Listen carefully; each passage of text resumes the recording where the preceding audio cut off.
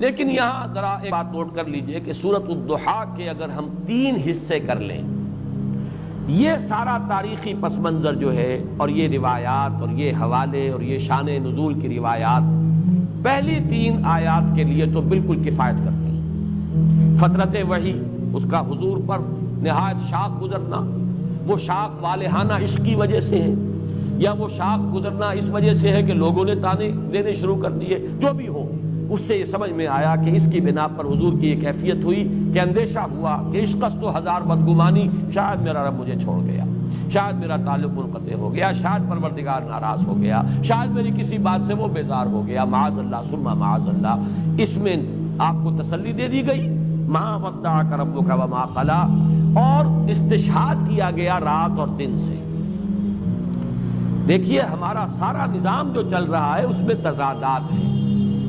روشنی بھی ضروری ہے، تاریکی بھی ضروری ہے، بلندی کا اپنا مصرف ہے اور پستی کا اپنا مقام ہے، رات کی اپنی حکمتیں اور مصلحتیں ہیں اور دن کی اپنی حکمت اور مصلحتیں ہیں۔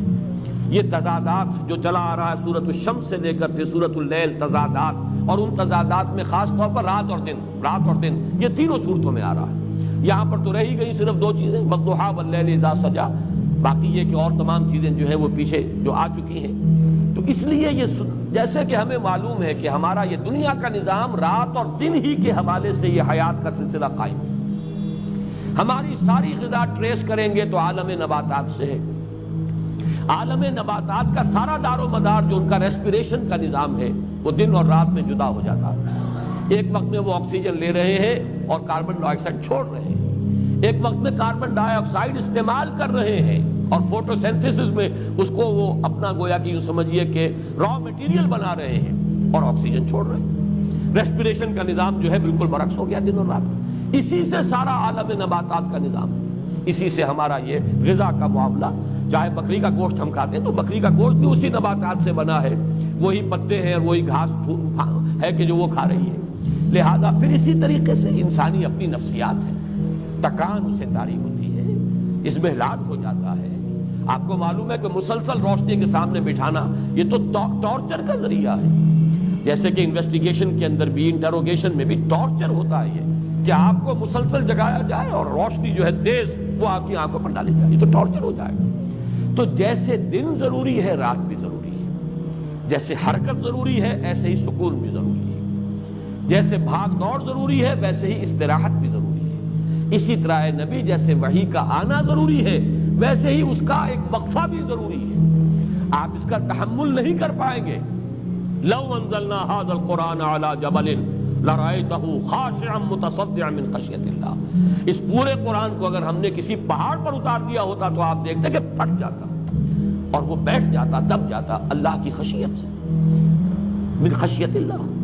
لہذا جیسے کہ میں آیت آپ کو سنا چکا سورۃ الفرقان کی، ہم نے تھوڑا تھوڑا کر کے نازل کیا، كَذَلِكَ لِنُثَبِّتَ بِهِ فُؤَادَكَ وَرَتَّلْنَاهُ تَرْتِيلًا، تھوڑا تھوڑا کر کے اتارا ہے تاکہ آپ کا دل اس کو سہار سکے، تحمل کر سکے، اور آپ کے دل کو اس کے ذریعے سے تثبیت حاصل ہو جائے۔ یہ گویا کہ دونوں چیزیں جو ہے یہ ایک دوسرے کے ساتھ ہیں منسلک ہیں۔ تو یہ ہے وَالضُّحَىٰ وَاللَّيْلِ إِذَا سَجَىٰ مَا وَدَّعَكَ رَبُّكَ وَمَا قَلَىٰ۔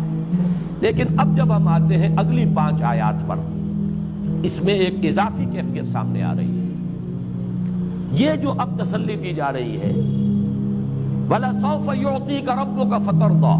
وَلَلْآخِرَةُ خَيْرٌ لَكَ مِنَ الْأُولَىٰ أَلَمْ يَجِدْكَ يَتِيمًا فَآوَىٰ وَوَجَدَكَ ضَالًّا فَهَدَىٰ وَوَجَدَكَ عَائِلًا فَأَغْنَىٰ۔ اس کے پس منظر میں ایک دوسری کیفیت ہے، نا امیدی کی کیفیت، جیسے کہ میری محنت کا کوئی نتیجہ نہیں نکل رہا، ایک مایوسی اور بددلی کی کیفیت چھا رہی ہے، جیسے کہ پس منظر میں ہے سورہ طٰہٰ کی ابتدائی آیات کے، طٰہٰ ما انزلنا علیک القرآن لتشقیٰ، اس لیے ہم نے قرآن آپ پر نازل نہیں کیا کہ آپ ناکام اور نامراد ہوں، آپ بامراد ہوں گے، کامیاب ہوں گے، کامیابی آپ کے قدم چومے گی۔ یہی پس منظر ہے جو اس آیہ مبارکہ کے پس منظر میں ہے، یہی کیفیت کہ ان الذی فرض علیک القرآن لرادک الی معاد، اے نبی جس نے آپ پر قرآن کی ذمہ داری ڈالی ہے، یہ بوجھ ڈالا ہے، انا سنلقی علیک قولا ثقیلا، تو وہ آپ کو چھوڑنے والا نہیں ہے، وہ تو آپ کو انگلی پکڑ کر لے جائے گا، لوٹائے گا بہت اعلیٰ جگہ پر، لوٹنے کی بہت عمدہ جگہ پر۔ یہ میں اس کی وضاحت کر چکا ہوں۔ اس کا عام مفہوم تو یہ سمجھا گیا ہے کہ مکے میں واپس لے آئے گا۔ ہجرت کے وقت جو حضور پر شاق گزر رہا تھا، خانہ کعبہ سے جو اب دوری ہو رہی تھی، تو اس میں تسلی دی گئی ہے، لیکن دوسرا مفہوم بھی موجود ہے ہمارے متقدمین کے ہاں، مفسرین کے ہاں موجود ہے، اسلاف کے ہاں، کہ اس سے مراد معاد سے یعنی یہ کہ ایک نہایت شاندار اور تابناک انجام ہے کہ جو آپ کا منتظر ہے، اور آپ جو ہے کہ ناکام اور خائب اور خاسر نہیں ہوں گے معاذ اللہ۔ یہ ری ایشورنس جو ہے، اس کی کیفیت بالکل جدا ہے۔ اس میں رات اور دن کا مسئلہ نہیں ہے، رات اور دن کا مسئلہ وہاں تو بات بالکل فٹ بیٹھتا ہے کہ وحی کے نزول میں بھی حکمت ہے، اور وحی کی فطرت جو ہے وہ بھی حکمت پر مبنی ہے۔ جیسے رات ضروری ہے، دن بھی ضروری ہے، جیسے دن ضروری ہے، رات بھی ضروری ہے، اسی طریقے سے وحی کی آمد بھی اپنی جگہ، اور وحی کی فطرت اور اس کا وقفہ بھی اپنی جگہ پر ہے۔ یہ تو دونوں چیزیں جو ہے رات اور دن کے حوالے سے بالکل واضح ہو، لیکن یہاں جیسا کہ میں نے عرض کیا، اس میں زیادہ جھلک ہے، جیسے اعصابی اضمحلال ہو جاتا ہے، ری ایشورنس کی ضرورت ہوتی ہے۔ اب یہاں دیکھیے، میں بغیر تشبیہ کہوں گا، لیکن ہے تو وہ تشبیہ، اس کو آپ کہیں بھی حضور صلی اللہ علیہ وسلم کے اوپر اپلائی نہ کیجئے۔ کوئی مربی، کوئی معلم، کوئی بزرگ جو اس کے زیر تربیت ہے، زیر تعلیم ہے، اس کا تلمیذ ہے، وہ محسوس کرتا ہے کہ اس کی ہمت کو جواب دے رہی ہے، یہ سمجھ رہا ہے شاید میں نہیں پڑھ سکوں گا، یہ منزل بڑی کٹھن ہے، یہ کام مجھ سے نہیں ہوگا، تسلی دیتا ہے کہ نہیں، دیکھو ایسی بات نہیں ہے، خامخواہ کا کو دل نہ چھوڑو، دیکھو تم نے اتنے کچھ کامیابی حاصل کی ہے، تم پہلے وہاں سے وہاں تک پہنچے ہو، گھبرانے کی کیا بات ہے، ذرا سی ہمت کرو، حوصلہ جو ہے قائم رکھو، آگے بڑھو۔ یہ جو ایک ری ایشور کرنے کا انداز ہوتا ہے، جیسے تسلی دی جا رہی ہو، اس معنی میں کہ اللہ آپ کا ساتھ دے گا۔ اب ظاہر بات ہے، ہم نے جو بات کہی ہے مربی اور معلم کی، تو حضور صلی اللہ علیہ وسلم کو اگر ہم تلمیذ اور کسی کا شاگرد سمجھے تو وہ ذرا بات ہمارے قلب کے اوپر گراں گزرے گی، لیکن اگر ہم یہ سمجھیں کہ مربی اللہ ہے، آپ کا معلم اللہ ہے، مربی اللہ ہے، اس اعتبار سے الرب رب وَإِن تنزل والعبد عبد وَإِن ترقى، وہ نسبت وہاں پر قائم رہے گی۔ تو یہ جو حوصلہ دینے کا انداز ہے، اس کے پس منظر میں ہے اضمحلال، جس کو میں نے تعبیر کیا تھا جیسے کہ اعصاب کچھ جواب دے رہے ہیں، جیسے کہ ہمت کچھ بیٹھ رہی ہو، جیسے کہ کمر جو ہے وہ کچھ کمزور پڑتی نظر آ رہی ہو، جیسے اگلی صورت میں آئے گا الذی انقض ظہرک،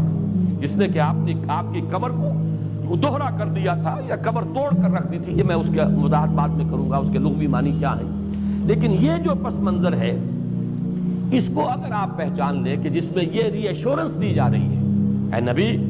وَلَلْآخِرَةُ خَيْرٌ لَكَ مِنَ الْأُولَىٰ، بالکل مطمئن رہیں، آپ کے لیے آخرت کہیں بہتر ہے پہلی سے۔ لفظی ترجمہ ہوگا آپ کے لیے پچھلی کہیں بہتر ہے پہلی سے، یہ لفظی ترجمہ ہوگا۔ اب اس کا ایک معنی تو یہ ہو سکتے ہیں کہ یہ مراد ہے آخرت، یعنی آخرت میں آپ کا مقام و مرتبہ بہت بلند ہوگا، دنیا میں جو بھی آپ کا مقام اور مرتبہ ہے اس سے۔ اور اس کے لیے چونکہ سابقہ صورت میں بھی یہ الفاظ آئے ہیں وَإِنَّ لَنَا لَلْآخِرَةَ وَالْأُولَىٰ، ہمارے ہی اختیار میں ہے آخرت بھی اور اولا بھی، پچھلی زندگی بھی، آخرت کی زندگی بھی اور دنیا کی زندگی بھی۔ اس اعتبار سے ان دونوں صورتوں کے اندر ایک لفظی مناسبت بھی پیدا ہوئی ہے۔ ایک مفہوم تو یہ ہے کہ آخرت سے مراد آخرت ہے معروف معنی میں، جسے ہم آخرت سمجھتے ہیں بعد بعد الموت کی زندگی، اخروی زندگی، اور اولا سے مراد ہے دنیا کی زندگی۔ ایک مفہوم یہ لیا گیا ہے اور میرے نزدیک یہی صحیح ہے، ہر آنے والا وقت آپ کے لیے پچھلے وقت سے بہتر ہے، اس دنیا میں بھی آپ کی ترقی درجات ہوتی رہے گی مسلسل، اور آخرت میں بھی آپ کی ترقی درجات کا سلسلہ منقطع نہیں ہوگا، مسلسل جاری رہے گا۔ اس میں مجھے آج بھی یاد آ رہا ہے،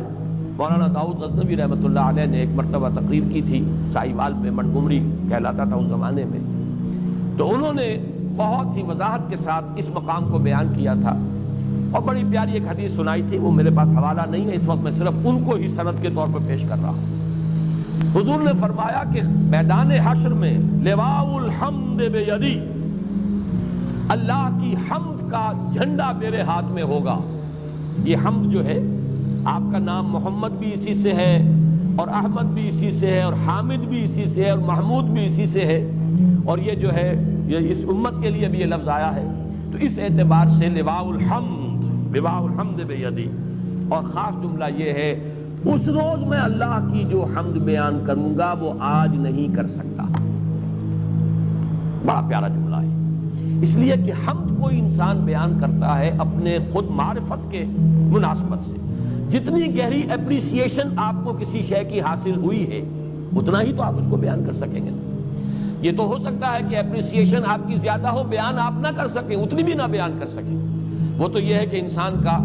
یعنی کلام کی صلاحیت جو ہے اس میں کم ہے، قوت بیانیہ کا قصور ہے، اس کی کمی ہے۔ لیکن یہ کہ ظاہر بات ہے کہ جتنی اپریسیشن ہے اس سے زائد تو کوئی شخص بیان نہیں کر سکتا، کتنا ہی وہ طلاقت لسانی اور اس کے اندر قوت بیان موجود ہو، اس کا بیان رہے گا وہیں تک جہاں تک کی اپریسیشن اس کو حاصل ہوئی۔ معلوم ہوا کہ وہ معرفت رب جو حضور کو اس دنیا میں حاصل تھی اس سے کہیں بڑھ کر معرفت رب ہوگی میدان حشر میں، اور اس وقت جو حمد بیان کریں گے محمد الرسول اللہ صلی اللہ علیہ وسلم، وہ اس دنیا کی زندگی میں رہتے ہوئے وہ حمد بیان نہیں کر سکتے تھے۔ تو وَلَلْآخِرَةُ خَيْرٌ لَكَ مِنَ الْأُولَىٰ، ہر آنے والی ساعت آپ کے لیے پچھلی ساعت سے بہتر ہوگی اور آپ کے مراتب بلند سے بلند تر ہوتے چلے جائیں گے۔ وَلَسَوْفَ يُعْطِيكَ رَبُّكَ فَتَرْضَىٰ، اور عنقریب آپ کا رب آپ کو اتنا کچھ دے گا، وہ کچھ دے گا۔ اب یہ میں نے دو ڈائمنشنز علیحدہ کر دی، اتنا کچھ دے گا یہ گویا کہ کوانٹیٹیو ہے، وہ کچھ دے گا یہ کوالیٹیٹیو ہے، اور یہاں پر ان دونوں کو بالکل مبہم رکھا گیا، واضح نہیں کیا گیا۔ کہیں ابہام میں زیادہ تاثیر ہوتی ہے، وہ کچھ دے گا، وضاحت نہیں کیا کیا دے گا، اس کی وضاحت نہیں کی گئی، لیکن اس میں زیادہ جو ہے مبالغہ ہے، زیادہ تاثیر ہے۔ آپ کا رب آپ کو وہ کچھ دے گا اور اتنا کچھ دے گا کہ آپ راضی ہو جائیں گے۔ اب اس میں وہ کوانٹیٹیو کوالیٹیٹیو سارے ایلیمنٹس لے آئیے، اس میں وہ چیز بھی لے آئیے، دنیا میں آپ کو کامیابی ہوگی، آپ فاتح کی حیثیت سے مکے میں داخل ہوگی۔ وہ وقت آئے گا کہ یہی قبائل عرب جو ہے یدخلون فی دین اللہ افواجا، اللہ کے دین میں فوج در فوج داخل ہوگی۔ پھر آپ کی امت کے ہاتھوں قیصر و کسریٰ کی سلطنتیں جو ہے وہ زیر ہوں گی، اور وہاں پر جھنڈے گاڑے جائیں گے۔ آپ کے خلفائے راشدین کے زمانے میں کہاں سے کہاں تک بات پہنچ جائے گی۔ تو میں عرض کر رہا تھا کہ حضور نے فرمایا میرے لیے پوری زمین لپیٹ دی گئی ہے، یہاں تک کہ میں نے اس کے مشارق اور مغارب سب دیکھ لیے، مشرق و مغرب سب میرے سامنے آ گئے، اور جو کچھ میں نے دیکھا ہے زمین کا حصہ، وہاں پر میری امت کی حکومت قائم ہو کر رہی ہے۔ یہ بھی گویا کہ وہ ایک نوید ہے، وَلَسَوْفَ يُعْطِيكَ رَبُّكَ فَتَرْضَىٰ۔ پھر یہ کہ آخرت میں جو مقام ہوگا، خود آپ کو ذاتی طور پر مقام محمود پر فائز کیے جائیں۔ پھر یہ کہ آپ کے لیے شفاعت کبریٰ، جس کی کہ احادیث کے اندر صراحت آئی ہے، تو اے نبی آپ راضی ہو جائیں گے۔ جب میں پہلے بیان کر چکا ہوں کہ وہاں حضرت ابو بکر سے خطاب تھا،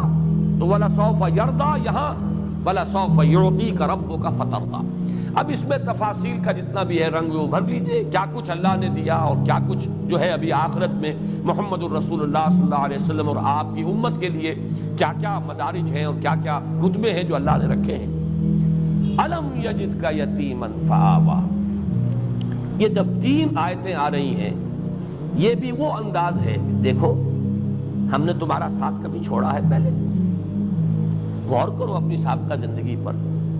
جو تمہارا رب تمہیں ان مراحل سے گزار کر لایا، کہ آئندہ تمہارا ساتھ چھوڑ دے گا؟ یہ بھی جیسا کہ میں نے عرض کیا ہے کہ یہاں بھی تھوڑا سا آدمی کی زبان لڑکھڑاتی ہے کہ نبی اکرم صلی اللہ علیہ وسلم کو بھی ان چیزوں کے حوالے سے تذکیر کی ضرورت تھی۔ ہمارا ذہن قبول کرنے سے آپ کے خاص مقام و مرتبے کے اعتبار سے ذرا یہاں رکتا ہے، رکاوٹ محسوس کرتا ہے۔ سامنے کی باتیں ہیں بالکل، لیکن یہ کہ یہ سامنے کی باتیں جیسے کسی طالب علم کو کوئی استاد یاد دلاتا ہے، وہاں تو بات سمجھ میں آتی ہے، لیکن محمد الرسول اللہ صلی اللہ علیہ وسلم کو بھی کیا یہ باتیں اس طور سے یاد دلانے کی ضرورت تھی؟ یہاں آ کر ذرا طبیعت جو ہے رکتی ہے۔ بہرحال اس پر میں عرض کروں گا اس کی توجیہ کیا ہے۔ اس وقت یہ سمجھ لیجئے یہ حضور کی حیات طیبہ کے 3 ادوار ہیں، جن میں اللہ کی رحمت اور شفقت جو ہے حضور پر، اللہ کی عنایت خصوصی حضور پر 3 مختلف صورتوں میں جو ہے وہ شامل حال ہوئی۔ اس کے حوالے سے بلکہ نوٹ کر لیجئے میں نے کبھی سیرت کی تقریر میں عرض کیا تھا کہ حضور کی پوری حیات دنیاوی 6 آیات کے حوالے سے 6 چیپٹرز میں 6 آیات کے زیر عنوان لائی جا سکتی ہے۔ 3 آیات یہ ہے اور 3 آیات سورہ مدثر کی۔ آپ کا پہلا حصہ زندگی کا وہ ہے، یوں سمجھئے کہ 10-12 برس تک کی زندگی۔ پیدائش ہو رہی ہے والد کے انتقال کے بعد، چند سال کے ہیں کہ والدہ کا سایہ سر سے اٹھ گیا، مزید 2 سال گزرے کہ دادا بھی اللہ کے ہاں گئے۔ اس کے بعد البتہ یہ نوٹ کر لیجئے، ہمارے بھی عام جو مورخین ہیں اور سیرت نگار ہیں، انہوں نے ایک بہت بڑا خلا چھوڑ دیا ہے۔ عبد المطلب کے انتقال کے بعد زبیر حضور کے تایا حضور کے اتالیق اور سرپرست رہے ہیں۔ ابو طالب کو زیادہ نمایاں کرنے کے لیے زبیر کا نام جو ہے خارج کر دیا گیا یہ سیرت کی کتابوں سے۔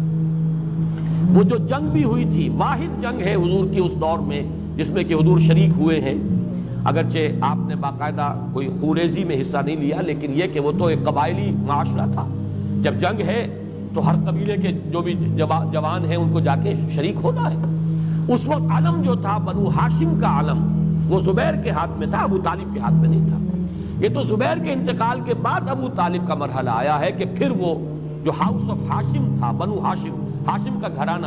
اس کی جو سربراہی ہے وہ ابو طالب کے ہاتھ میں آئی ہے ذمہ داری، اور پھر یقیناً ہم بھی تسلیم کرتے ہیں کہ انہوں نے ساتھ دیا ہے حضور کا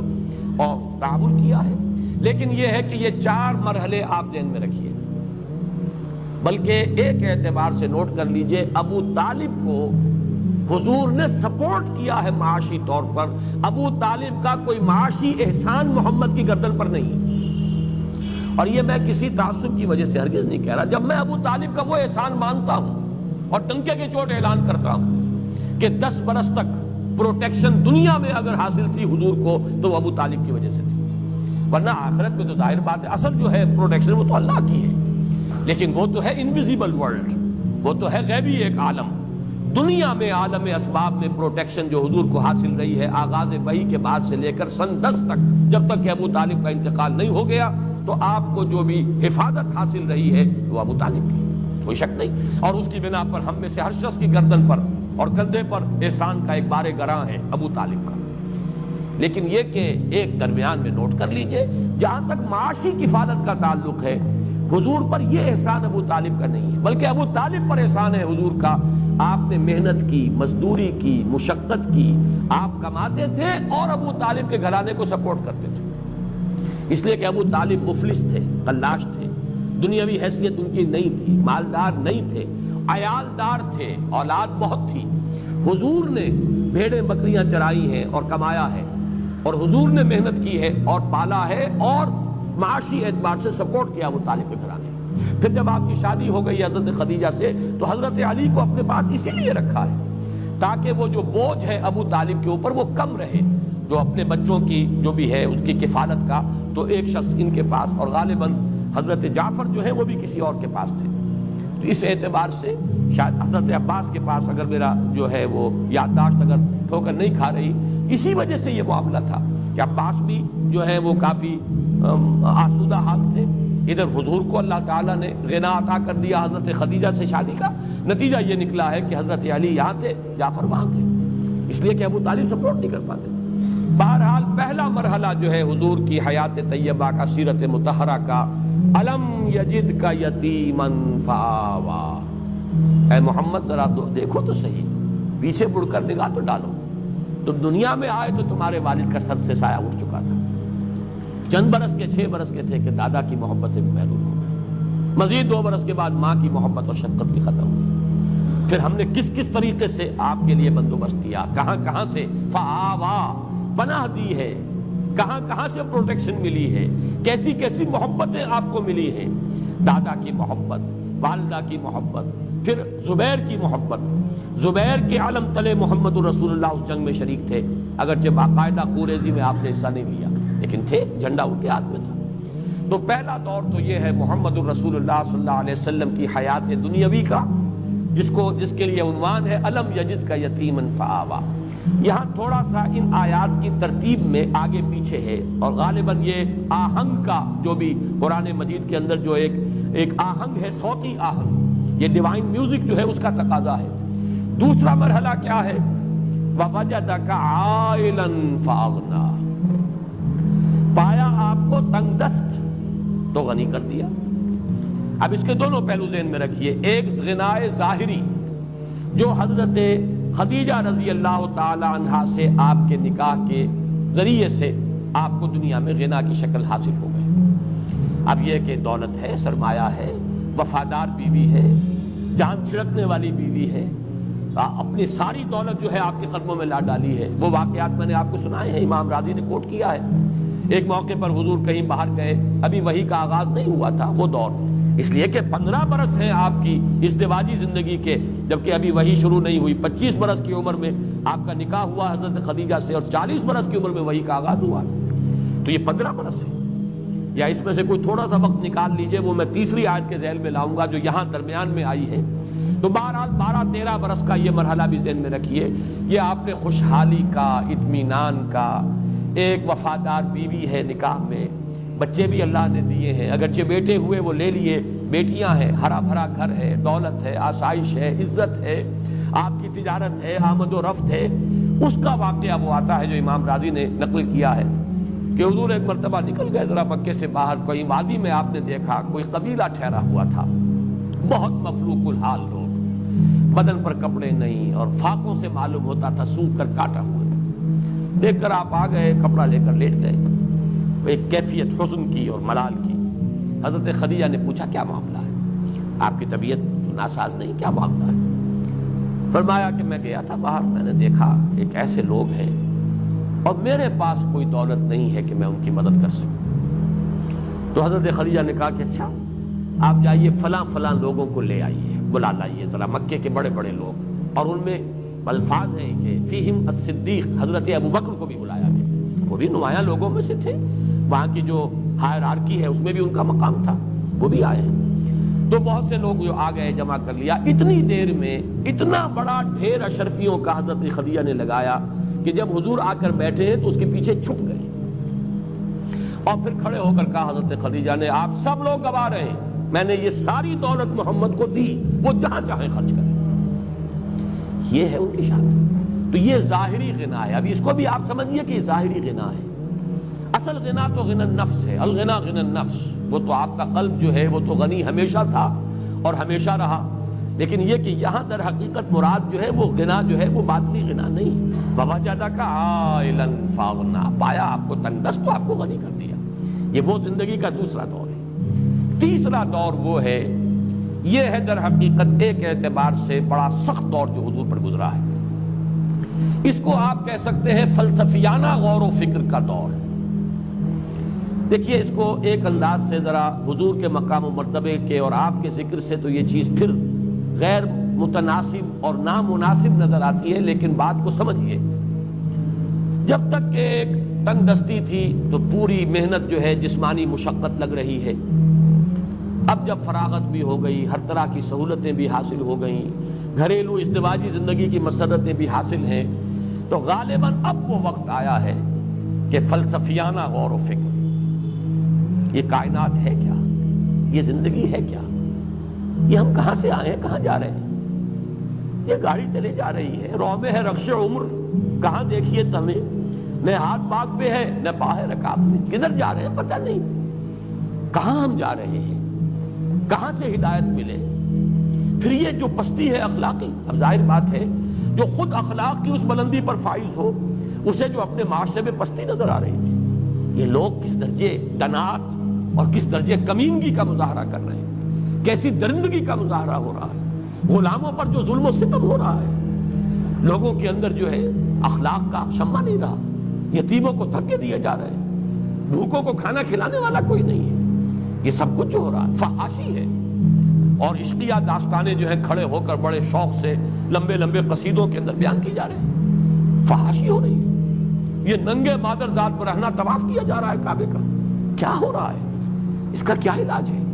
حالات میں کوئی بہتری ہو سکتی ہے، کیسے ہوگی؟ ایک سلیم الفطرت انسان ایک طرف تو اپنے ماحول کو دیکھ کر کڑ رہا ہے، سوچ رہا ہے اس کا حل کیا ہے، ہو بھی سکے گا حل کہ نہیں، کوئی امکان ہے اس کے درست ہونے کا؟ پھر یہ کہ مجھے کہاں سے ہدایت ملے،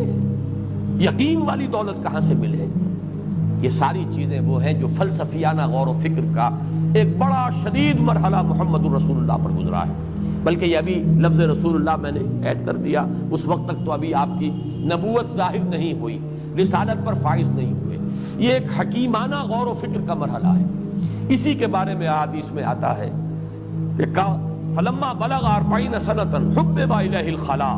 فكان يخلو بغار حراء يتحنس فيه۔ آپ نے غور و فکر شروع کیا، خلوت گزینی محبوب ہو گئی، اب ملنا جلنا چھوڑ دیا لوگوں سے، جیسے کہتے ہیں وڈرا کر لینا، وہ ملنا جلنا، دنیا کی محفلوں سے اکتا گیا ہوں یا رب، کیا لطف انجمن کا جب دل ہی بجھ گیا ہو۔ بہرحال یہ شعر پورے طور پر تو یہاں پہ منطبق نہ کیجئے، دل کے بجھنے کا کوئی سوال نہیں، لیکن دلچسپی نہیں رہی، غور و فکر، سوچ بچار، اسی غور و فکر کے اندر غلطہ و پیچا، اسی میں پھر یہ کیفیت اتنی شدت پیدا ہوئی کہ گھر سے بھی نکل گئے، کئی دن کئی راتیں مسلسل غار حرا میں وہ غور و فکر ہو رہا ہے۔ یتحنس کا لفظ آیا حدیث میں، حضرت عائشہ سے یہ روایت ہے کہ جب آپ کی عمر شریف 40 کے لگ بھگ ہوئی تو آپ کی طبیعت کے اندر خلوت گزینی محبوب ہو گئی، آپ کو لوگوں سے کٹ کر اور منقطع ہو کر کہیں علیحدگی میں بیٹھنا۔ پھر یہاں تک ہوا کہ اس کے اندر شدت پیدا ہوئی کہ غار حرا میں کئی دن آپ مقیم رہتے تھے، کچھ کھانے پینے کا سامان حضرت خدیجہ جو ہے باندھ دیتی تھی اور وہاں جا کر آپ مقیم رہتے تھے، غور و فکر کرتے تھے۔ یتحنس فی، اب تحنس کا لفظی ترجمہ ہے عبادت یا گناہ کے اثرات کو زائل کرنے کی کوشش کرنا۔ ہنس کہتے ہیں گناہ کو، تحنس جو ہے کہیں باب تفاعل جو ہے اس معنی میں دیتا ہے سلب ماخذ، کہ جیسے کہ گناہ کو زائل کرنے کے لیے عبادت کی جاتی ہے، تو یہ تحنس فی۔ لیکن پھر یہ کہ جو شارحین حدیث ہیں انہوں نے یہ سوال اٹھایا کہ آپ عبادت کیا کرتے تھے، کس طور سے کرتے تھے؟ ظاہر بات ہے کہ آپ بنی اسرائیل میں پیدا نہیں ہوئے، یہاں پر جو ہے ملت ابراہیمی، اس میں سب چیزیں گم ہو چکی، تو عبادت کیسے کرتے تھے؟ تو تقریباً اجماع ہے اس پر کہ کانا صفت و تعبدہ فی غار حرا التفکر والاعتبار، غار حرا میں آپ غور و فکر کرتے تھے، سوچ بچار کرتے تھے۔ یہ وہ سوچ بچار کا مرحلہ ہے جس میں انسانی فلسفیانہ فکر جہاں تک پہنچ سکتا ہے وہاں تک محمد پہنچ گئے صلی اللہ علیہ وسلم۔ اب وہ مقام آیا ہے کہ جس سے آگے عقل انسانی کی رسائی نہیں ہے، گزر جا عقل سے آگے کہ یہ نور چراغ راہ ہے، منزل نہیں ہے۔ یہ وہ منزل ہے کہ جس پر وَوَجَدَكَ ضَالًّا فَهَدَىٰ، اب وہ پردے اٹھے ہیں، افلاک سے آتا ہے نالوں کا جواب آخر، اٹھتے ہیں حجاب آخر، کرتے ہیں خطاب آخر، اب وحی کا سلسلہ شروع ہوتا ہے۔ یہ گویا کہ سیرت محمدی صلی اللہ علیہ وسلم، حیات طیبہ جو ہے آپ کے حیات دنیاوی کا تیسرا مرحلہ ہے۔ اس تیسرے مرحلے کے بعد بھی چوتھا مرحلہ ہے، ابھی وہ تشویش کیسے ہو، کس طرح کروں، غور و فکر، سوچ بچار، بڑا بوجھ آ گیا ہے، بہت بھاری بوجھ ہے، اس کا جو احساس کراں ہے اس کا ہے در حقیقت یا ایھا المزمل یا ایھا المدثر، اے کپڑے میں لپٹ کر لیٹنے والے، اے کمبل میں لپٹ کر لیٹنے والے، اے لحاف کو اوڑھ کر لیٹنے والے، کھڑے ہو جاؤ، اب تمہاری جد و جہد شروع ہو جانی چاہیے۔ لاکھ حکیم سر بجے ایک کلیم سر بکف، اب یہ غور و فکر کا مرحلہ ختم کرو، آؤ میدان عمل میں، اور دو عمل ہے، ایک رات کا عمل ہے قم اللیل الا قلیلا نصفہ او انقص منہ قلیلا اور زد علیہ ورتل القرآن ترتیلا، اور ایک دن کا عمل ہے یا ایھا المدثر قم فانذر وربک فکبر۔ تو پانچواں مرحلہ ہے حضور کا انذار،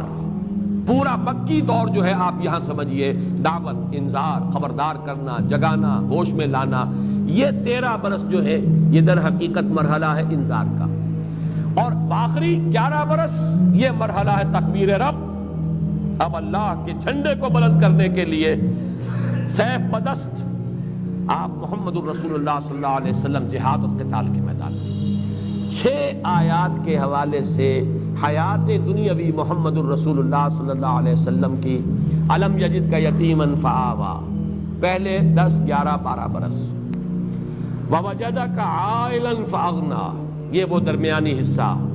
جیسے کہ آپ کی تجارت بھی کچھ کامیابی حاصل ہوئی، اور پھر خاص طور پر حضرت خدیجہ سے شادی کے بعد، اور پھر وہ جو زندگی کا آسائش کا، آرام کا، دنیاوی جسے آپ کہتے ہیں خوشیوں کا ایک وقت آیا ہے جو گزرا ہے، ہر طرح کی سہولت دنیاوی آسائش. پھر وہ وقت آیا غور و فکر، سوچ بچار. پھر وہ وقت آیا اب کھڑے ہو جاؤ، یا ایھا المدثر کمر کس لو، یا ایھا المزمل قم، یا ایھا المدثر قم. اور اس کا پہلا مرحلہ انذار، قم فانذر، اور آخری مرحلہ وربک فکبر، تکبیر رب اور اس کے لیے باطل سے پنجہ آزمائی، یہاں تک کہ قتال، اللہ کی راہ میں جنگ. یہ ہیں 6 مراحل اور 6 آیات. بہرحال ان کے حوالے سے اب جو بات مجھے عرض کرنی ہے وہ یہ ہے وَوَجَدَكَ ضَالًّا فَهَدَىٰ. اس پر یہ ہے کہ ضال کے لفظی معنی کیا ہے، اس پر بہت سی آپ کو مل جائیں گی تفاسیر کے اندر آ رہا. ضال کے معنی جو ہے یہ سمجھ لیجئے ایسا شخص بھی ہو سکتا ہے جو راہ سے بھٹک گیا ہو، لیکن اس کا بھٹکنا شرارت نفس کی وجہ سے نہ ہو، مغالطے کی وجہ سے. خلوص میں بھی تو آدمی غلطی کر بیٹھتا، جیسے کہ ضالین اور مغضوب علیہم، یہ سورہ فاتحہ میں جو آخری 2 آیات ہیں ان کا تعلق ان سے ہے. مغضوب علیہم یہود، جنہوں نے اپنی شرارت نفس، محبت دنیاوی کی بنیاد پر ٹھوکر کھائی. ضالین نصارہ، جنہوں نے محبت میں غلو کیا حضرت عیسیٰ علیہ السلام کے، اور رہبانیت میں غلو کیا، ترک دنیا میں غلو کیا. ظاہر بات ہے یہ دونوں چیزیں بدنیتی پر نہیں ہیں، چاہے وہ عقیدت اور محبت کا غلو ہے وہ بدنیتی نہیں ہے، اگر رہبانیت کا راستہ اختیار کیا وہ بھی بدنیتی نہیں ہے. نیک نیتی کے ساتھ راستے سے بھٹک جانا یہ بھی لفظ ضال کا مصداق ہے. پھر ضال عربی زبان میں آتا ہے کوئی شخص کسی جذبے سے اتنا مغلوب الحال ہو جائے، جیسے کسی کے عشق میں دیوانگی، کوئی ایک کیفیت ایسی طاری ہو گئی ہے جو صوفیہ کی اصطلاح ہے مجذوب، متحیر، فلسفیوں کی اصطلاح ہے متحیر، حیران، اس لیے کہ اس کائنات کا عقدہ کہ کسی نے نہ آج تک یہ سلجھایا ہے اور نہ یہ سلجھے گا، کہ کس نقصد نہ ملک شاید و حکمت ہی معمارہ، حیران بھی، وہ بھی ضال کا لفظ ہے. آدمی حیران کھڑا ہو ادھر جاؤں یا ادھر جاؤں، یہ بھی ضال ہے. راستہ ابھی واضح نہیں ہے، ابھی راستے کی تلاش میں ہے، یہ بھی ضال ہے. کوئی کسی کی محبت جو ہے اس درجے سوار ہو گئی ہے کہ اپنا ہوش نہیں رہا، اپنے جو ہے اپنے نہ پیٹ کا خیال ہے، نہ اپنی بھوک کا خیال ہے، نہ اپنے آرام کا خیال ہے، یہ بھی لفظ ضال کا مصداق ہے. یہاں پر ان تمام میں سے آئے گا تلاش حقیقت میں سرگرداں، وہ فلسفیانہ غور و فکر کا مرحلہ جو محمد الرسول اللہ صلی اللہ علیہ وسلم نے غار حرا میں طے کیا ہے. وَوَجَدَكَ ضَالًّا فَهَدَىٰ. اب اس پر جو بات مجھے عرض کرنی ہے، اور یہ میں محسوس کر رہا ہوں کہ آج ہمیں سورۃ الضحیٰ ہی پر اکتفا کرنی پڑے گی، سورۃ الانشراح جو ہے وہ اب کل ہم پڑھیں گے انشاءاللہ، لیکن اس کو ہم مکمل کر لیں گے. ان دونوں کیفیات کو جمع کر لیجئے. پہلی کیفیت وہ یہ احساس کہ میرے رب نے کہیں مجھے چھوڑ تو نہیں دیا، یہ تشویش، یہ اضطراب کہ عشقست و ہزار بدگمانی. دوسرا احساس یہ کامیاب ہو سکوں گا، اتنا بڑا بھاری بوجھ اٹھا سکوں گا، کیا یہ مشن، اس کی ذمہ داری میں ادا کر سکوں گا، یہ دوسری تشویش ہے. اور اس میں ہمت کا کچھ جواب دے جانا، جیسے کہ نیورستھینیا کا لفظ میں نے استعمال کیا. ان دونوں کیفیات کو جمع کیجئے تو اب صوفیہ کی ایک اصطلاح کے حوالے سے بات سمجھ میں آئے گی. قبض کی کیفیت، شدید قبض کی کیفیت تھی محمد الرسول اللہ صلی اللہ علیہ وسلم پر، جس میں کہ یہ سورہ مبارکہ نازل ہوئی ہے آپ کی دلجوئی اور تسلی کے لیے. اس کے لیے ذرا تھوڑی سی وضاحت مجھے کرنی پڑے گی. دیکھیے انسانوں کی اکثریت تو ان پر مشتمل ہے جو بے حس ہوتے ہیں اور غبی ہوتے ہیں. جو ہو جائے ڈھیٹ انسان، کسی چیز کی کوئی خاص، بس اپنی فکر ہے، اپنے بطن اور فرج کے تقاضے ہیں، مال جمع کرنا ہے، اس سے آگے کوئی اور فکر نہیں، کوئی سوچ نہیں، کوئی احساسات نہیں. کسی کے دل پر کیا بیت رہی ہے ہمیں کیا، وہ جانے. کوئی بھوکا ہے ہمیں کیا. ایک وہ کیفیت ہے کہ قافلے کو دیکھ کر آئے قبیلے کو، اور حضور صلی اللہ علیہ وسلم کی کیفیت وہ ہو گئی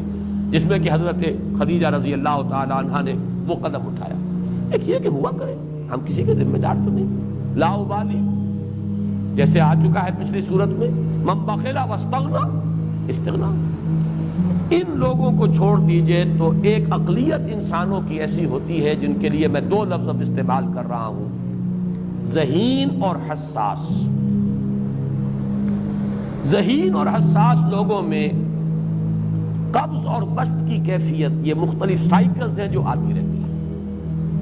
کبھی طبیعت میں پشمردگی ہے، دل بجھا ہوا سا ہے،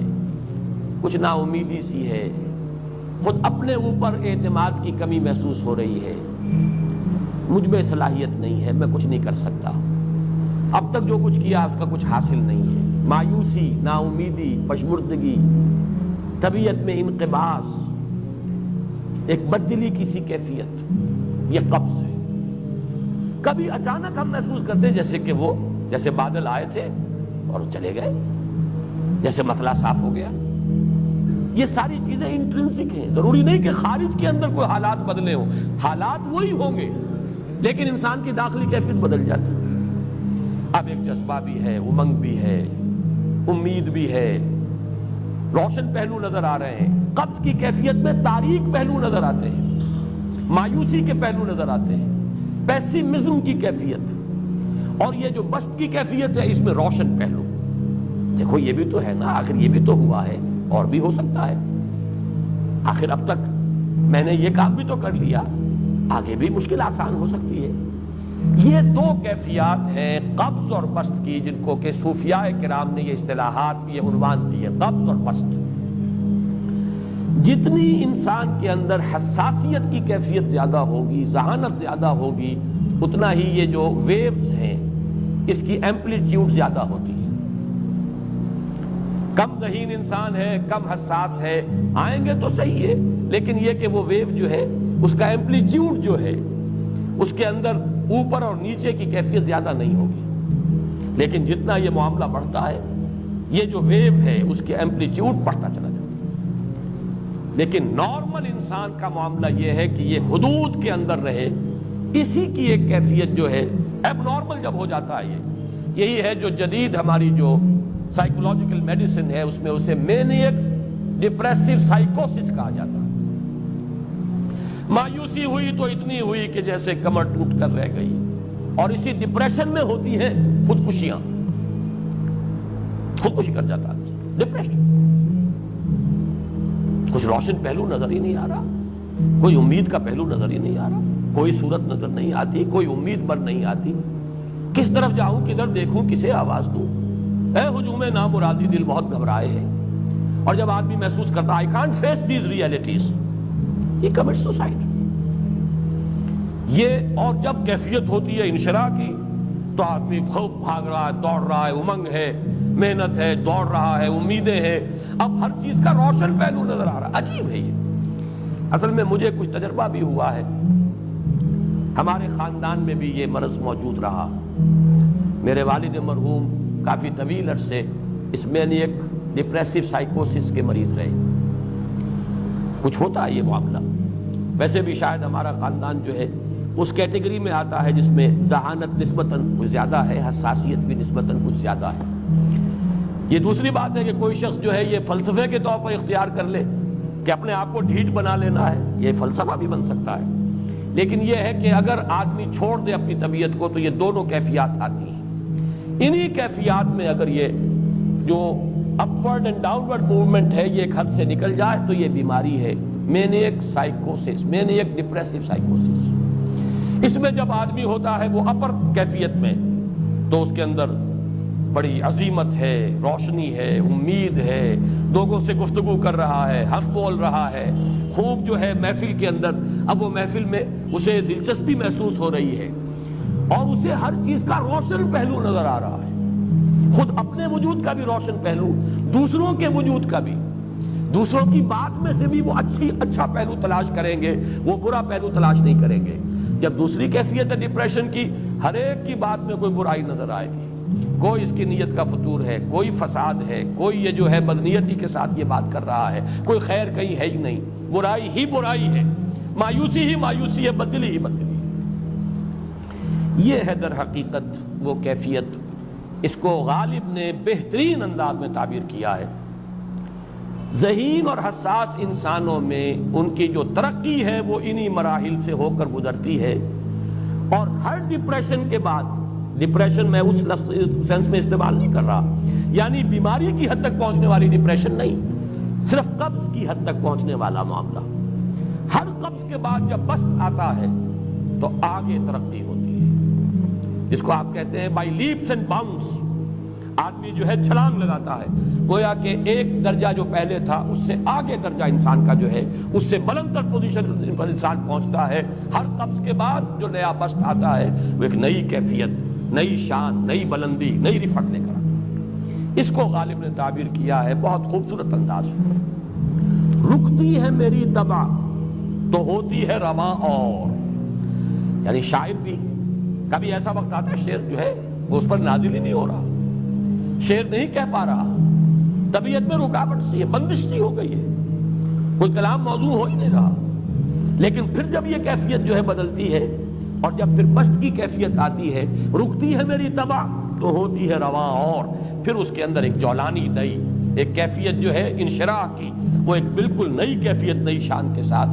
یہ ہے وہ معاملہ جو ان آیات مبارکہ کے پس منظر میں ہے۔ اسی لیے اب میں آپ کو اس کا حوالہ دے رہا ہوں، تفسیر مظہری میں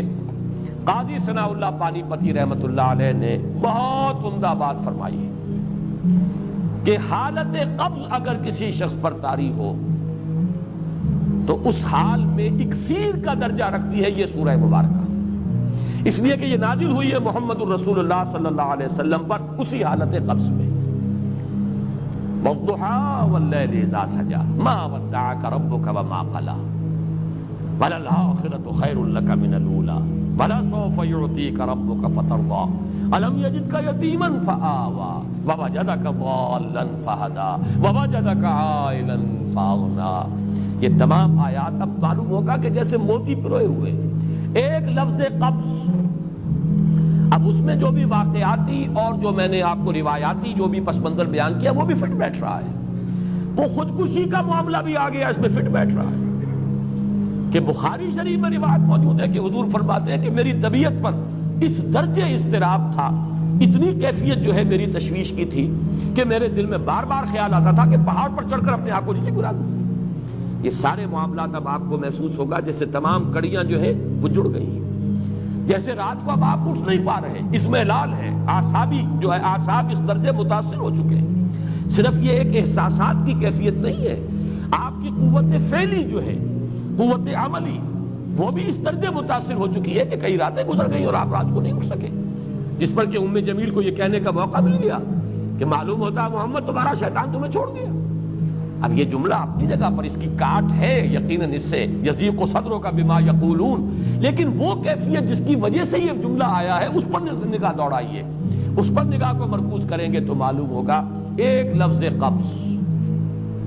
یہ قبض کی ایک کیفیت تھی، اس قبضی کی کیفیت کا ایک مظہر یہ ہے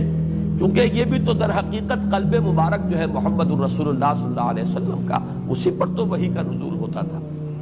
یہ بھی وہی داخلی احساسات و کیفیات کا معاملہ ہے، یہی بھی در حقیقت یہ واردات قلبیہ ہی کا سارا معاملہ ہے، اس کو آپ خارج سے تعبیر نہیں کر سکتے، نہ بھی کوئی ایسے مصائب تھے، نہ ایسی کوئی مشکلات تھیں، نہ ابھی کوئی رد و قضا ایسی شروع ہوئی، نہ ابھی کوئی بحث و نزاع کا معاملہ ایسا ہوا، نہ کوئی ابھی کوئی فزیکل پرسیکیوشن شروع ہوئی، یہ سب داخلی ہی کیفیات ہیں، اور ان داخلی کیفیات کے حوالے سے ان سورہ مبارکہ کو اگر صحیح سمجھا ہے تو صوفیہ نے سمجھا۔ وہ جو اقبال کا شعر ہے کہ کچھ جو سمجھا میرے شکوے کو تو رضواں سمجھا، مجھ کو جنت سے نکالا ہوا انسان سمجھا، اور کون سمجھے گا؟ وہ تو سمجھے گا کہ دکھے ہوئے وہ دل کی صدا ہے، وہ کیا ہے جو اقبال کی اس ایک نظم ہے پرندے کی فریاد، گانا اسے سمجھ کر خوش ہونا سننے والے، یہ تو در حقیقت ایک دکھے ہوئے دل کی صدا، فریاد یہ صدا ہے۔ تو یہ کیفیت جو ہے رضوان سمجھ سکا ہے جو کہ داروغہ جنت ہے، اس نے سمجھا یہ وہی آدم جو نکالا گیا تھا یہاں سے، یہ اس کی فریاد ہے۔ کچھ جو سمجھا میرے شکوے کو تو رضواں سمجھا، مجھ کو جنت سے نکالا ہوا انسان سمجھا۔ تو واقعہ یہ ہے کہ اس سورہ مبارکہ کا صحیح فہم اگر حاصل ہوا ہے، وہ امام راضی کو حاصل ہو ہی نہیں سکتا، وہ عقل اور منطق کی گتھیاں سلجھانے والے آدمی ہیں، اپنی جگہ ان کی کنٹریبیوشن بہت، یہ لغت اور ادب کا کوئی خاص مسئلہ اس میں ہے ہی نہیں کہ زمخشری اس میں کوئی جولانی دکھائیں اپنی، اس میں کوئی ایسا اشکال ہے ہی نہیں، نحوی اشکال ہی نہیں، لیکن یہ واردات قلبیہ کا معاملہ ہے، احساسات باطنی کا معاملہ ہے،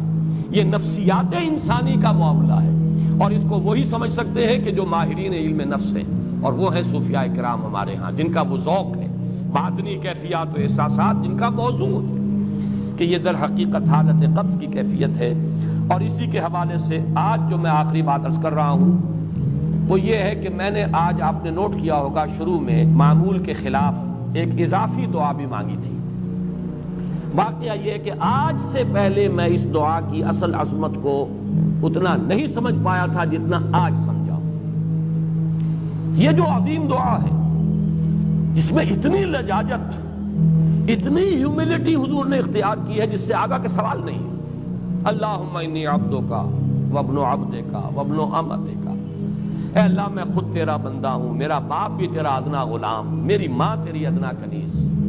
فی قبضتک،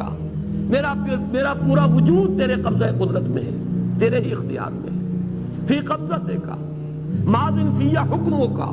میرے پورے وجود میں تیرا ہی حکم جاری و ساری ہے، عدل فی قضاؤک، اور جو فیصلہ بھی تو میرے بارے میں کرے، جو بھی کرے وہ عدل ہے، انصاف ہے، کہ ہر چساقی ما ریخت عین الطاف، ماضٍ فی حکمک عدل فی قضاؤک، ناصیتی بیدک، میری پیشانی تیرے ہاتھ میں ہے، جدھر چاہے موڑ دے۔ یہ جو اپنی نفی ہے، نفی اس اعتبار سے بھی اپنی انانیت کی نفی، انی عبدک وابن عبدک وابن امتک، پھر اپنے وجود کی نفی، اپنی مرضی کی نفی، اپنے اختیار کی نفی، فی قبضتک ماضٍ فی حکمک ناصیتی بیدک عدل فی قضاؤک۔ پھر دیکھیے واسطہ وہ دیا ہے جس سے اونچا واسطہ ممکن نہیں، اسألوک بکل اسم ہو لک، قرآن مجید میں آیا نا، فدوہ بہا وللہ الاسماء الحسنی فدوہ بہا،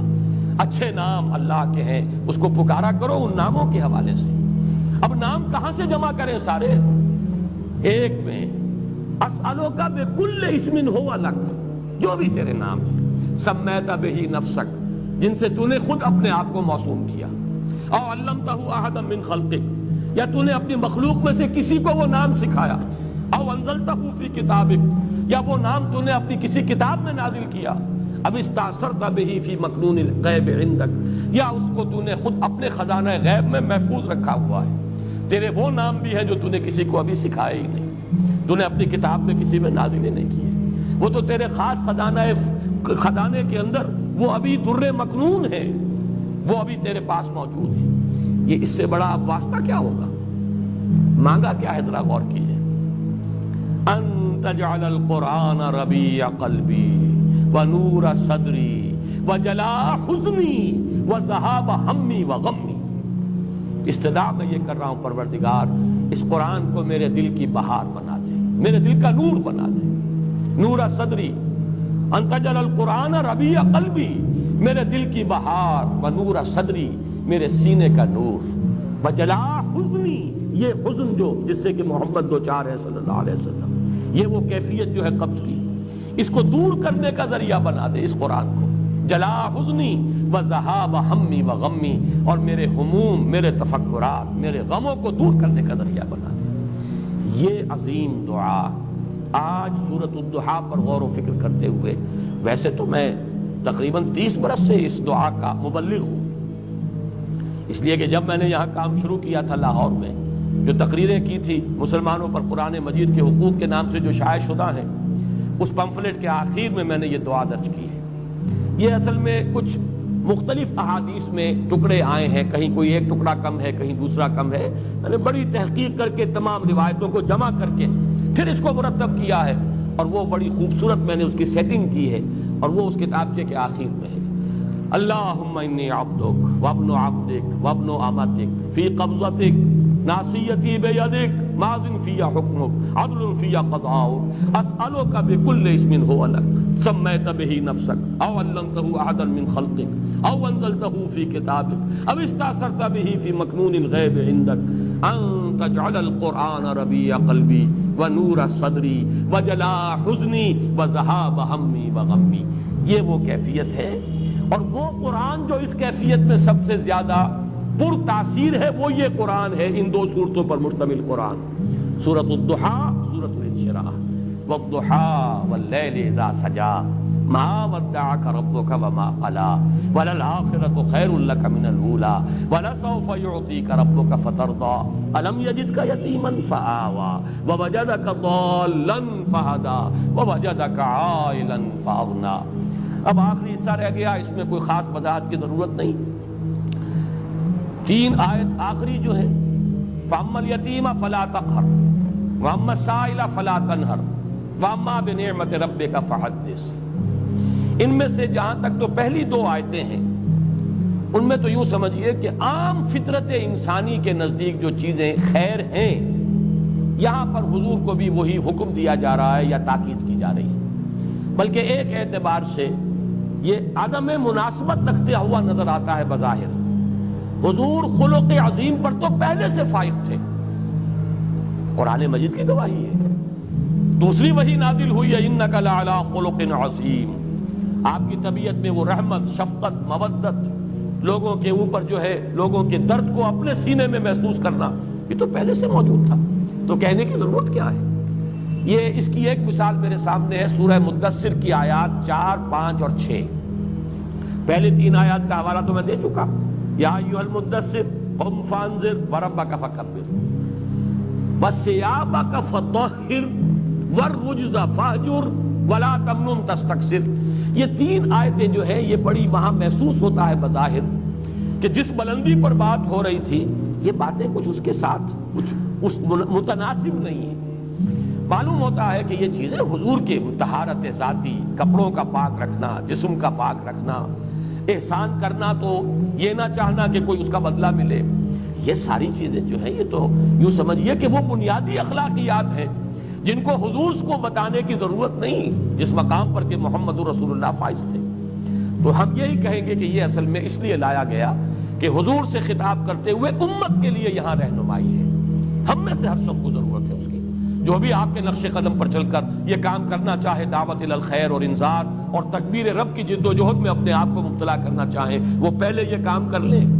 اپنے جسم کو بھی پاک کریں، اپنے کپڑوں کو بھی پاک کریں، ہر طرح کی گندگی علائش سے اپنے آپ کو آزاد کریں، اور یہ کہ احسان دھرنا اور کوئی کام کسی کے لیے خیر کا کرنا، کوئی اور اس سے اس کا کوئی بدلہ لینے کے لیے ان تمام پستیوں سے اپنے آپ کو بلند کریں گے تو وہ کام کر سکیں۔ وہی معاملہ میں یہاں سمجھتا ہوں، اما الیتیم فلا تقہر، یتیم پر قہر کہتے ہیں غالب آ جانا، چھا جانا، ڈومینیٹ کر جانا، قہار کہتے ہیں اس کو جو چھایا ہوا ہو، غالب۔ یتیم کے اوپر اس طرح کا تعلق اس کے ساتھ یا ایسا سلوک کہ وہ اپنے آپ کو دباؤ میں محسوس کرے، یہ ہے در حقیقت جس سے روکا جا رہا ہے۔ اب اس میں وہ احادیث اور یتیموں کے ساتھ حسن سلوک کی ترغیب، اور حضور نے جو فرمایا انا وکافل الیتیم کہاتین یوم القیامہ، یہ آپ کو مختلف تفاسیر کے اندر یہ چیزیں مل جائیں گی، اس وقت تو ہمیں صرف رب کو سمجھنا ہے۔ اما الیتیم فلا تقہر نسبت کس سے ہے؟ الم یجدک یتیما فآوی، آپ کو ہم نے پایا، دیکھا یتیم، پیدا ہوئے دنیا میں یتیم، در یتیم، ہم نے ٹھکانہ دیا کہ نہیں؟ اب اس کا حق ادا ہوگا اسی طریقے سے کہ ہر یتیم کے سر پر آپ کا اسی طرح شفقت کا ہاتھ رکھا رہے، اس کے لیے اس خیر ہو، بھلائی ہو، اس پر قہر نہ ہو، جبر نہ ہو، معاذ اللہ اس کا کوئی امکان حضور سے نہیں تھا۔ وَأَمَّا الْيَتِيمَ فَلَا تَقْهَرْ وَأَمَّا السَّائِلَ فَلَا تَنْهَرْ، آپ کو پایا تنگ دست ہم نے غنی کیا۔ تو یہاں پہ اگرچہ سائل کے مفہوم کو لوگوں نے بیان کیا ہے، زیادہ واضح کیا ہے، اس کو ایکسٹینڈ کیا ہے۔ ایک سائل ہے مانگنے والا، روٹی مانگنے والا، پیسہ مانگنے والا، مدد چاہنے والا، یقیناً وہ بھی سائل ہے اور اسے بھی جھڑکنے کی اجازت نہیں ہے۔ اما السائل فلا تنہر، جھڑکو نہیں، معذرت کرنی ہے تو بڑی نرمی کے ساتھ معذرت کرو۔ قول معروف ومغفرۃ خیر من صدقۃ یتبعها اذی، بھلی بات کہو اور معاف کر دو یا خود اس سے معذرت کر لو، یہ کہیں بہتر ہے اس سے کہ کسی کو کوئی خیرات بھی دو اور پھر کوئی جملہ بھی ایسا کہہ دو جس سے اس کی عزت نفس جو ہے وہ کچھ دی جائے اور اس کو تکلیف پہنچے، اذیت ہو۔ تو یہ سیرت یہ ہے کہ سائل کو جھڑکو نہیں، اما السائل فلا تنہر۔ البتہ اس میں علماء نے اور مفسرین نے مزید جو شامل کیا ہے، سوال علمی بھی ہوتا ہے، ہدایت کا طالب بن کر بھی کوئی آتا ہے عبس وتولى ان جاءه الاعمى وما يدريك لعله يزكى او يذكر فتنفعه الذکریٰ، اس سے بھی روک دیا گیا۔ کوئی بھی طالب خیر بن کر آیا ہے، کوئی بھی اگر مرشد ہے اس کے پاس کوئی رشد و ہدایت کی نیت سے آیا ہے، اس سے اپنے آپ کو وابستہ کر رہا ہے۔ کوئی متعلم ہے جو کسی معلم اور استاد اور عالم کے ساتھ جو ہے اس کے سامنے زانو تلمس طے کر رہا ہے۔ کوئی مستفتی ہے کسی عالم سے یا مفتی سے فتویٰ طلب کر رہا ہے۔ کوئی الجھن ہے کسی کی علمی اور وہ اس کا حل چاہتا ہے، مسائل فلا تنہر۔ البتہ آخری آیت جو ہے وہ حضور صلی اللہ علیہ وسلم کی شخصیت مبارکہ کے اعتبار سے بالکل ہم وزن اور بالکل متوازن ہے۔ وَأَمَّا بِنِعْمَةِ رَبِّكَ فَحَدِّثْ، اور جو نعمت ہے آپ پر ہوئی ہے جو آپ کے رب کی طرف سے، اس کا خوب چرچا کرو، اسے خوب بیان کرو۔ حدث، بیان کرو، عام کرو، پھیلاؤ، چرچا کرو۔ اب اس کے جو معنی لیے گئے ہیں، سب سے پہلا اس کا مفہوم ہے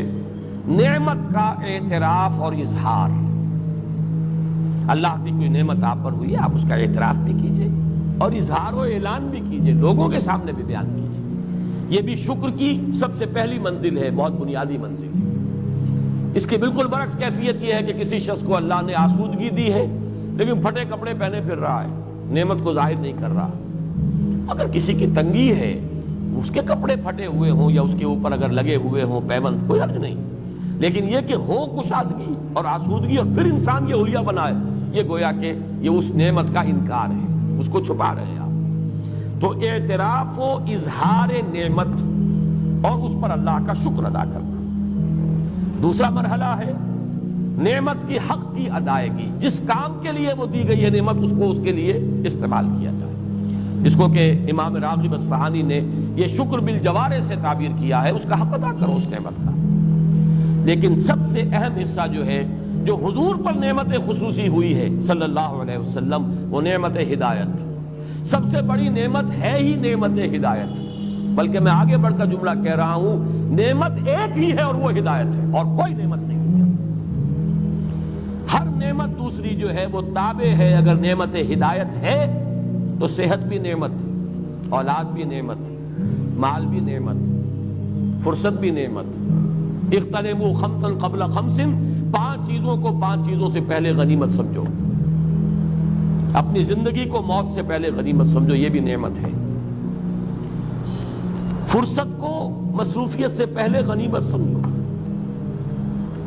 فراغت فرصت۔ اسی طریقے سے صحت کو بیماری سے پہلے غنیمت سمجھو، جوانی کو بڑھاپے سے پہلے غنیمت سمجھو، تنگ دستی سے پہلے اگر اللہ نے فراخی دی ہے غنیمت سمجھو۔ 5 ہی نعمتیں ہوئی، عمر ہے، صحت ہے اور دولت ہے، فرصت ہے، یہ تمام چیزیں نعمتیں ہیں۔ لیکن نعمت ہونا ان کا منحصر ہے اگر نعمت ہدایت بھی موجود ہے، یعنی جس کو آپ کہتے ہیں نا وہ چیز کہ جو جس سے مس کر جائے گی وہ سونا بن جائے گا، اور اگر وہ شے جو ہے وہ مس نہیں کر رہی تو لوہے کا لوہا ہے۔ ان میں سے کوئی شے نعمت نہیں ہے جب تک نعمت ہدایت نہ ہو۔ اگر آپ کو صحت ہے اور ہدایت بھی ہے، آپ اس صحت کو خیر کے لیے استعمال کریں گے، دولت ہے، ہدایت ہے، خیر کے لیے، بھلائی کے لیے، اللہ کے دین کے لیے، لوگوں کی مدد کے لیے استعمال کریں گے۔ اور اگر صحت ہے، ہدایت نہیں ہے تو بدماشیوں میں جا کر اپنی جو ہے قوت جو ہے صرف کریں گے، وہ فرصت جو ہے کسی اور برے کام میں لگائیں گے۔ اگر ہدایت نہیں ہے تو وہ تو زحمت ہو گئی، وہ رحمت نہیں زحمت ہے، نعمت نہیں بلکہ وہ عذاب کا ذریعہ بن گیا۔ تو ہدایت ہی در حقیقت واحد نعمت ہے جو فی نفس ہی نعمت ہے، باقی ساری نعمتیں اس کے ساتھ مشروط ہو کر نعمت بنتی ہیں۔ اللہ نے ہدایت دی ہے، اے نبی اب عام کرو، چرچا کرو، پھیلاؤ، اس کی تبلیغ کرو، حکمت بانٹو۔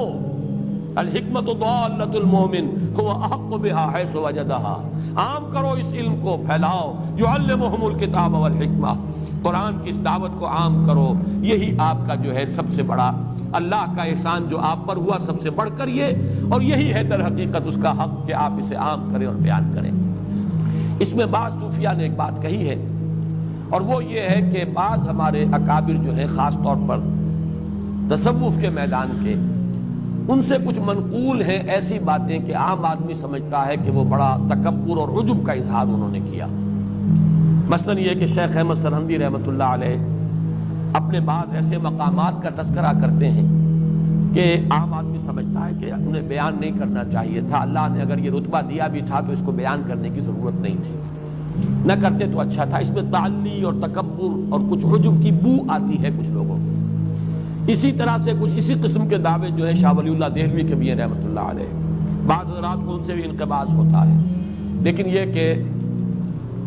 قاضی ثناء اللہ پانی پتی رحمۃ اللہ علیہ نے ان کی طرف سے دفاع کیا ہے، اور وہ دفاع یہ ہے کہ یہ بھی در حقیقت اس حکم کے تابع ہے۔